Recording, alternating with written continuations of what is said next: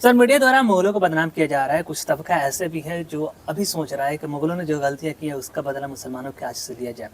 Sir, आप इतिहास के बड़े स्कॉलर हैं, आप बताइएगा कि मुगलों ने मंदिरों के लिए कितने दान दिए और ये वक्फ बोर्ड को लेकर मसला जो चल रहा है, ऐसा लग मुसलमानों में परसेप्शन हो रहा है कि ये मस्जिदों को जो पिछले ज़मानों में दान दी गई तो उसे छीनने की तैयारी चल रही है। सर, आप बताइएगा हमारे व्यूअर्स को।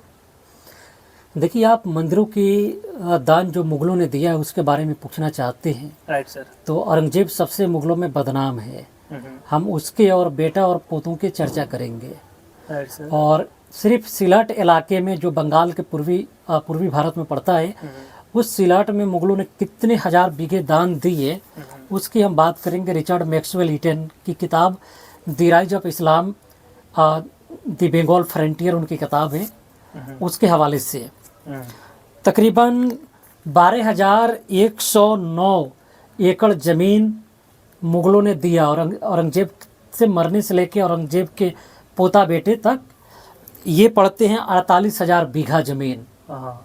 ये सिर्फ दिया गया ब्रह्मोत्तर, यानी जो ब्राह्मणों में देवता होते थे और मंदिरोर को जो दान दिया जाता था उन्हें ब्रह्मोत्तर भी बोलते थे। और देवोत्तर जो देवताओं के लिए ज़मीन दान दी जाती थी वो दिया गया 4,691 एकड़ ज़मीन। ये तकरीबन पड़ता है 18,764 बीघा। हम तो आपको कम बता रहे हैं, ये ज़मीन इससे ज़्यादा है। इसके अलावा विष्णुवत और भगवान विष्णु के मानने वाले जो थे उनको तकरीबन दान दिया गया 27.3 यानी एकड़ ज़मीन, तकरीबन 40 बीघा ज़मीन। इसके अलावा शिवोत्तर तकरीबन 39 यानी 50 बीघा से ज़्यादा ज़मीन भगवान शिव को मानने वाले जो भी थे उनके मंदिरों को डेडिकेट किया गया।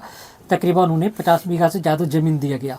सिर्फ एक सिलहट जिला है, उस जिले में इतने ज़मीन दान में दिए गए। बंगाल के सिलहट कोई जिला है जी, बंगाल और असम। तो सोचिए सर, पूरे हिंदुस्तान भर में कितने दान दिए गए होंगे? लाखों बीघा ज़मीन। आपको बताते हैं 1580.4 यानी 1580 एकड़ ज़मीन, तकरीबन 6,320 बीघा ज़मीन हिंदू जो ब्राह्मण धर्म के जो बड़े लोग थे, पुजारी, महंत, संत, उन्हें ज़मीन दिया गया। तो इन एकड़्स को आप पाएंगे तो तकरीबन 70,000 बीघा ज़मीन सिर्फ सिलहट के इलाके में दिया गया। और ये दिया गया उस समय औरंगजेब से लेकर औरंगजेब के पोता आलमगीर तक दिया गया, एक इलाके में। रिचर्ड मैक्सवेल ईटन की किताब है, हमने बोल दिया है, आप उसको वेरीफाई कर लेंगे। ये क्रिश्चियन ऑथर हैं, अभी भी जिंदा हैं। अच्छा। और अंग्रेज ऑथर हैं, आप इनसे पूछ लीजिएगा। तो सिर्फ हम इसकी बात कर रहे हैं सिलहट इलाके में, और दूसरे इलाके को हम बात कर रहे हैं जिसको अभी हम आपको पेश करने जा रहे हैं। बिल्कुल। Right sir. जैसे कि औरंगजेब के बेटा ने जो चीट गांव पूर्वी बंगाल का हिस्सा है, तो उसमें कितना दान दिया, तो 209 एकड़ जमीन दान में दिया। अच्छा, यानी हाँ, मंदिरों के लिए और ब्राह्मण कम्युनिटी के लिए तकरीबन 209 एकड़, तकरीबन 350 बीघा जमीन। इसके अलावा औरंगजेब के पोता बेटा औरंगजेब के कुछ ही दिन जिया तो पोता बना, उसने 392 एकड़ जमीन दान दिया, तकरीबन 450-500 बीघा जमीन उसने दान दिया। औरंगजेब के परपोता उसने 139 बीघा चीट गांव में मंदिरों और ब्राह्मण कम्युनिटी को दान दिया। इसके अलावा औरंगजेब के एक और परपोता आता है जो 1750 से 60 के बीच 817 एकड़ ज़मीन, तकरीबन 1000 बीघा ज़मीन मंदिरों को दान में दिया गया। आज ये बात चल रहा है इंडियन पार्लियामेंट में और मीडिया में भी।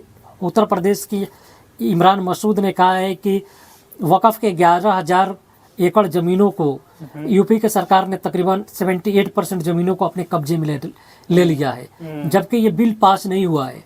लेकिन आप मुगलों की सेकुलरिटी देखिए, औरंगजेब और उसके बेटे के मरने के बाद 800 एकड़ जमीन दे रहे हैं दान में मंदिरों को और ब्राह्मण कम्युनिटी के 1000 बीघा दे रहे हैं। रिचर्ड मैक्सवेल ईटन अपनी किताब the rise of Islam, the Bengal frontier 1204 से 1760 के बीच में लिखते हैं, पेज नंबर 240 से आपको लिख के दे रहे हैं। वो कहते हैं कि तकरीबन 1637 एकड़ जमीन दान में दिया गया। औरंगजेब और उसके मरने के बाद तक 1637 एकड़ जमीन सिर्फ चीट गांव एक जिला है उस इलाके में दिया गया। और ये करो अगर बीघा में अगर आप बदलेंगे तो 6,548 बीघा जमीन पड़ता है। गांव देहात के किसानों को अगर 1 बीघा जमीन होती है ना, बहुत बड़े जमींदार बनते हैं। Right. यहाँ ब्राह्मण कम्युनिटी और हिंदू मंदिरों को, यानी ब्राह्मण धर्म के मंदिरों को 6,548 बीघा जमीन, इससे ज़्यादा हम कम बता रहे हैं आपको, आप जो कि नाप तोल कीजिएगा, सिर्फ चीटगांव के इलाके, बंगाल के इलाके में दिया जा रहा है। और पूरे देश भर में तो 2 ही जिले आपको बताए, इसको अगर मैपिंग करिए तो सिर्फ 2 जिलों में मुगलों ने 80,000 बीघे जमीन सिर्फ ब्राह्मण धर्म के और उनके मानने वालों को जमीनों को दान में दिया। एक और किताब है India's struggle for independence, professor Bipin Chandra की है, उसमें पढ़िए।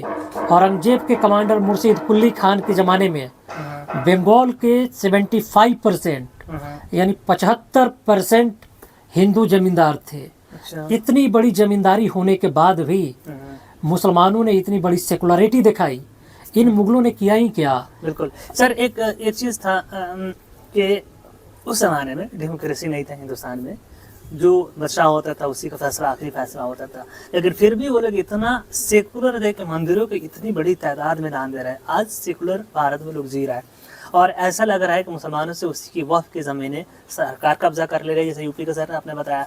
और ये जो बिल आ रहा है उसके लिए मुसलमानों में ऐसा खौफ बैठ रहा है कि मुसलमानों के जो परसेंट जो वक्फ की ज़मीनें जो सदियों से मुसलमानों ने दान दी है उसको भी सरकार कहीं ना कहीं इनडायरेक्टली कब्जा में ले लेगी। तो सर इस पे सिर्फ अभी यूपी की सरकार को ही मत कहिए, सचर कमेटी की रिपोर्ट है कि आज़ादी के बाद से बाज़ाब्ते तौर पे सिलसिलेवार सरकारी लोग वक्फ की प्रॉपर्टियों को कब्जाते और दबाते आए हैं। बिल्कुल। तो सिर्फ आज ही आप मत कहिए उत्तर प्रदेश को, ठीक है, ये परंपरा पुराना है। अच्छा।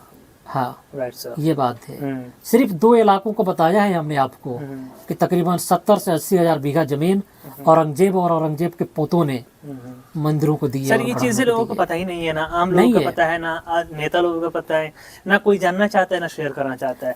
मुसलमानों को भी नहीं पता है, ना मौलाना साहब नहीं है। मुसलमानों को ललन कौन कमेडी होता है बॉम्बे में, कपिल शर्मा की शो चाहिए उन्हें, और टाइगर यादव के कॉमेडी चाहिए, इसलिए इनके साथ कॉमेडी हो रहा है।